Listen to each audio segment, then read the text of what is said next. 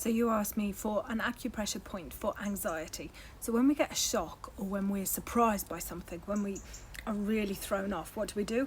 We do this and we take a sharp intake. So that's going to help you remember where the acupuncture point is. So I want you to put your thumbs underneath your armpits, and where your middle fingers fall, then you're going to feel the sternum, and you're going to feel kind of like little divot points, little kind of holes for your middle finger to just kind of press.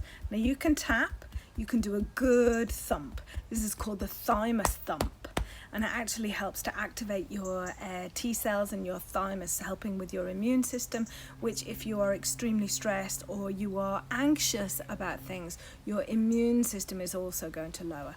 So anxiety point, this one is a great one. Tapping, pressing, and if you're suffering from palpitations, add in a little cough and that'll help to regulate with the heartbeat. I hope that's helpful for you, and I hope that you're happy, and I hope you're well. Hope all beings are happy, are safe and well. Have a chi-filled day.